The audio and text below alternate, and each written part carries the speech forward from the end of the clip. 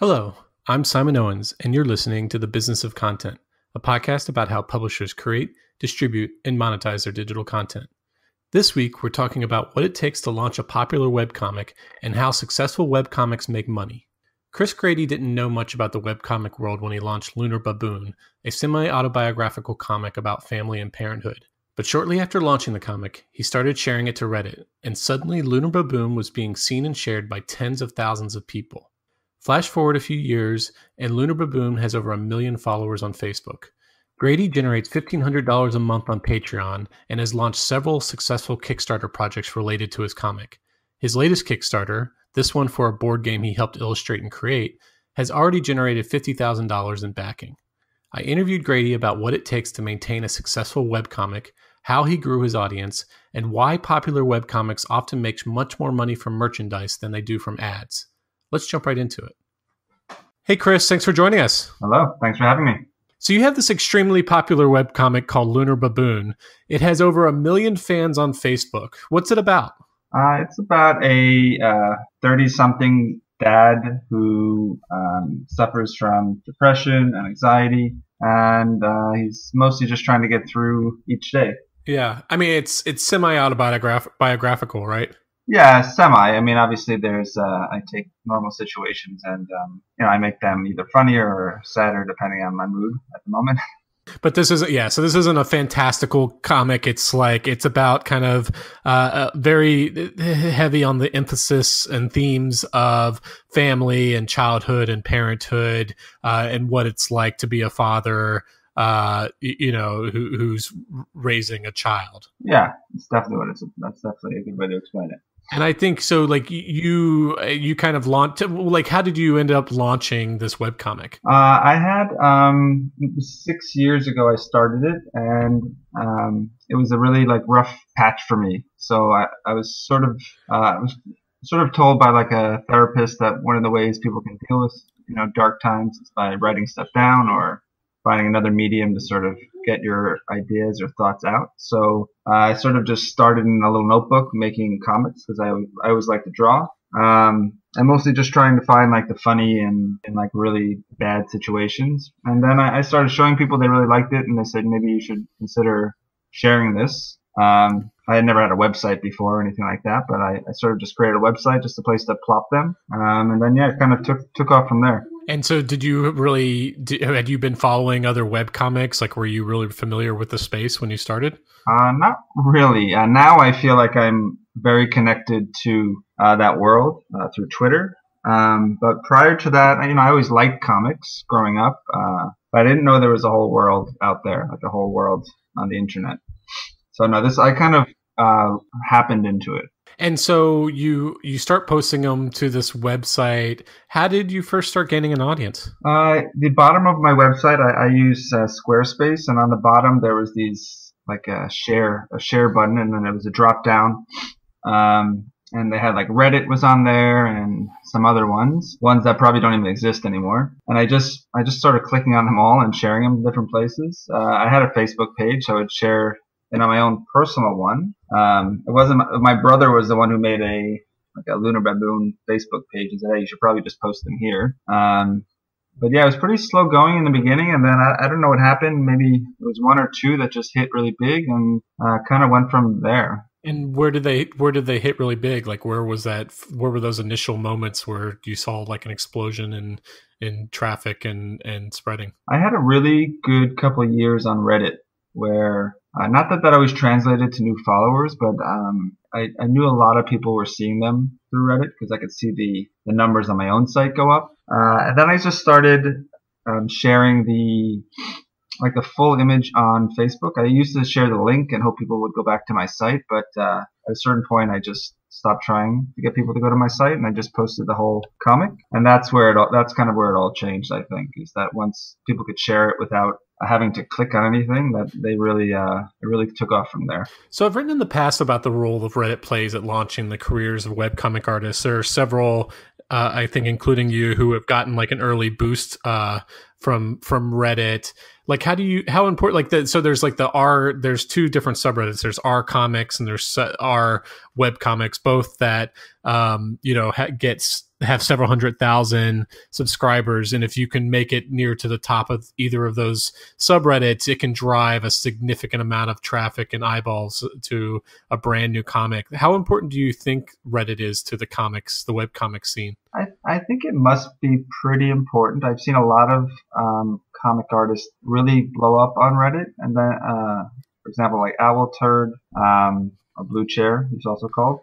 His comic was huge there for a long time, and now I think it allowed audiences to see me, and it was picked up by Webtoons, I think, through there.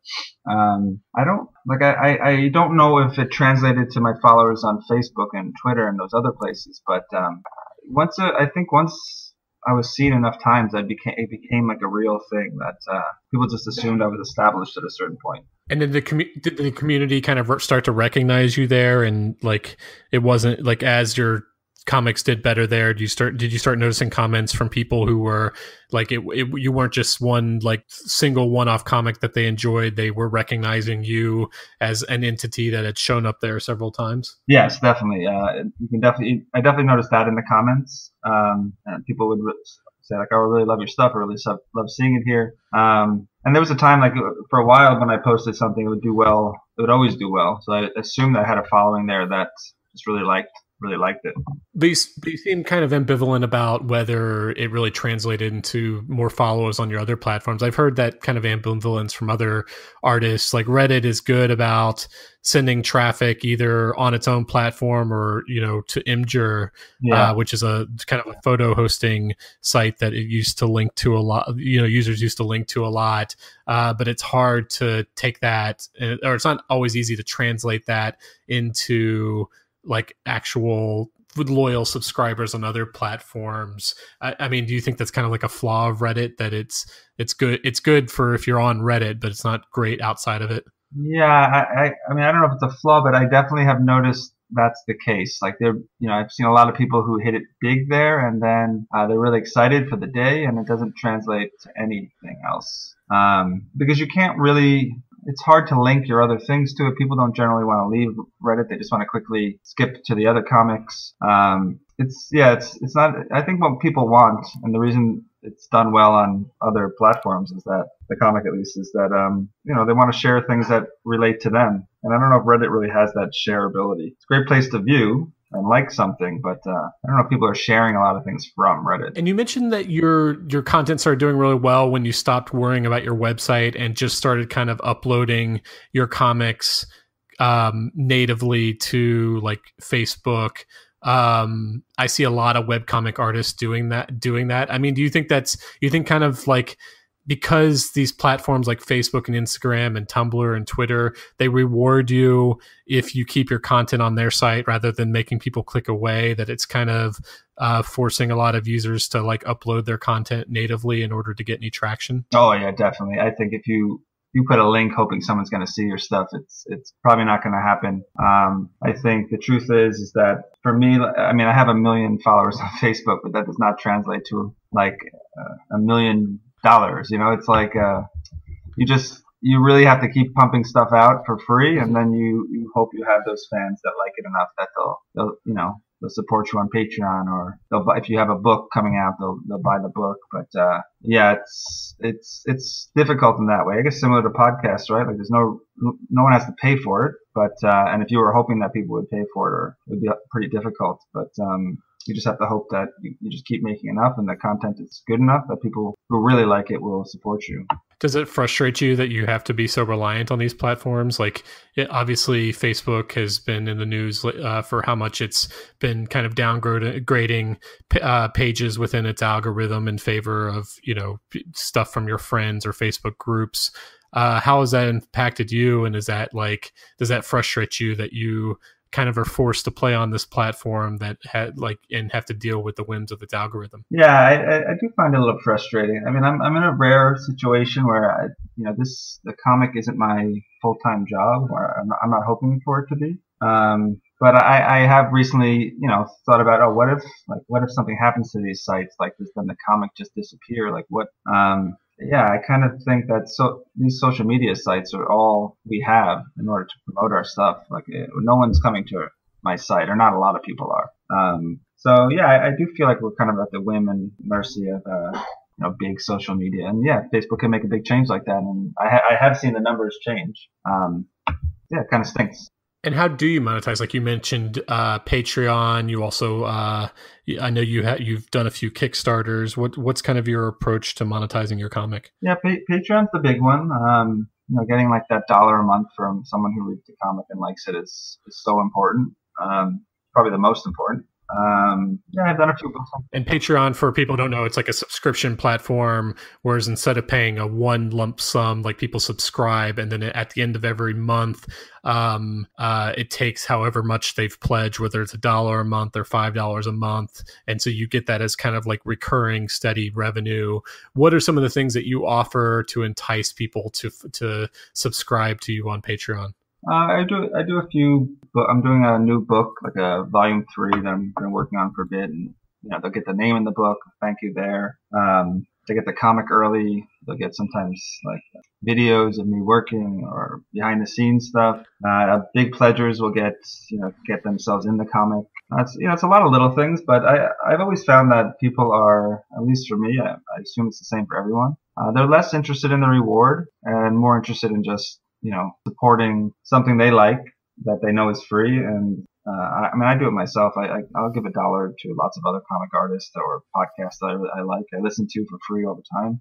And $1 is not that much to me, but when I get a bunch of dollars, it means a lot, and it does help. And how long did it take to try to build up some meaningful subscriber base on Patreon so that you felt like you were making decent money? I started a few years ago, so it's slow build. It kind of plateaus at times. But probably, I think, when did I start it? I want to say maybe I started it 3 years ago. And it's decent money now. It's not, but I couldn't live off of it. I also work for Webtoons. They're like a separate platform.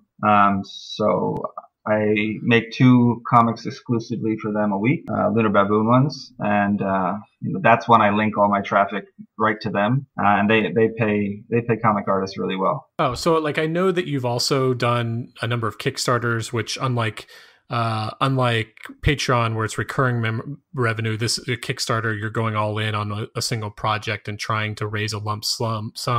Tell me about that. Like, what kind of projects have you launched through Kickstarters? I've done 2 books that I self-published.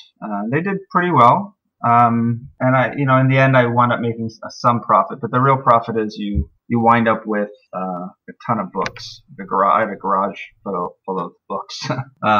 Then you take those to shows or you sell them on your site. So people are pre-ordering the books, and then whatever you have left over you can sell, and all the money you make from what you sell afterwards, kind of the payoff. And then I'm doing one right now that has about 17 days left. That's a board game that I'm doing with Golden Bell Studios.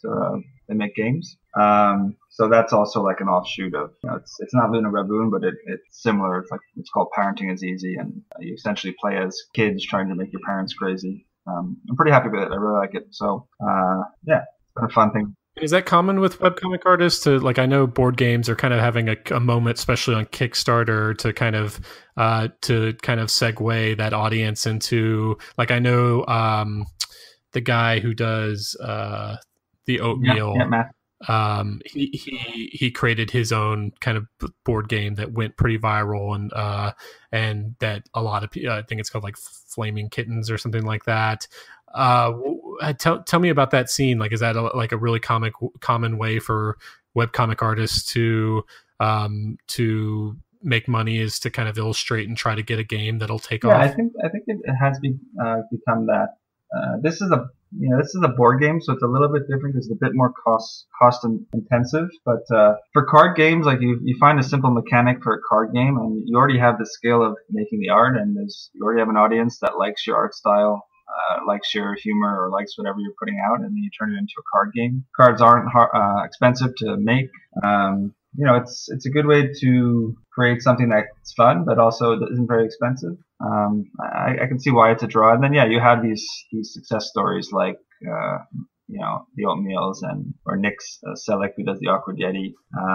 who have these games that come out. They make lots of money, and it's great. So I can see why a lot of people are going that route. Plus, yeah, board games and card games are very, very popular right now. And what is your role as the webcomic artist? Like, are you just bringing the brand and the illustration to it? Are you expected to come up from the game, to come up with the entire game, or are they pairing you with game writers? Like, how does that work? Yeah, for this one, I worked with a game writer. Like I said, it's not my full-time gig, so my free time is very limited. But yeah, I mostly did the artwork. I sort of did an ABC book that got bundled with the game, just as something to add to the Kickstarter.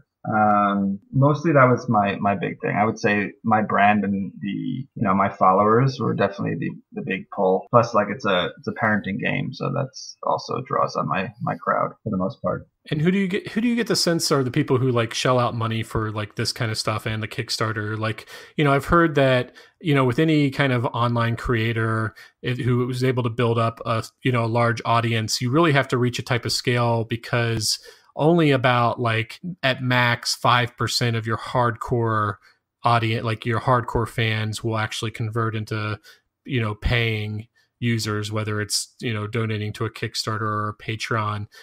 Do you find that to be true, that it's like you're reaching, you have like a million followers on Facebook, but is it like consistently what you would consider your hardcore fans, or the people who end up being the ones that contribute to these campaigns? I think so. I think that would be fair to say. I would, like even with my first book to my second book, there was a bit of an increase, like a few hundred more people, but I think most people were return like big fans. And then with a board game, it's been a little less, I think, mostly because it's so different.